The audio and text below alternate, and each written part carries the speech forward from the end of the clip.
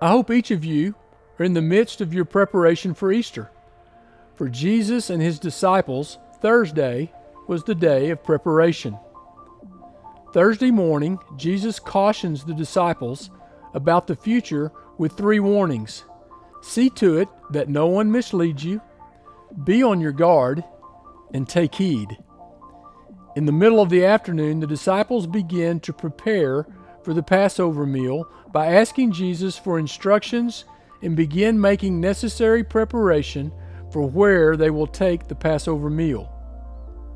Around 9 p.m., when they have gathered in the upper room and are reclined around the table, Jesus breaks the celebratory air by preparing them for a forthcoming act of betrayal, declaring that the betrayer is one of them. They all wonder, is it me? While they were eating, Jesus takes some bread and blesses it and then breaks it. Take it.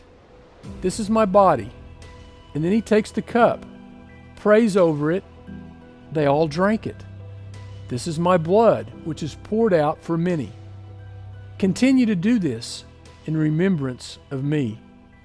He did this, preparing them for the act of sacrifice which was to come, and allowing them to participate in and identify with him through this first communion.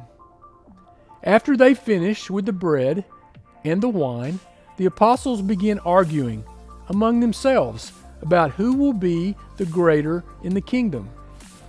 Needing to prepare them for a life of serving, Jesus strips down to only a loincloth, pours a bowl of water, takes a towel, and begins washing their feet, the work of the lowliest of servants.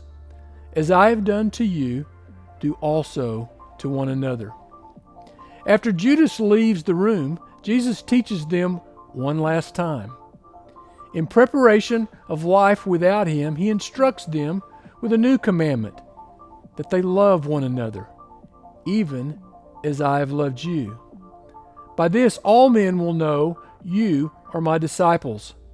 When Jesus finished praying for them and those disciples who would follow, they got up and left the upper room and headed to the garden. The preparation was over. The countdown had begun. But what did it all mean? How are you preparing?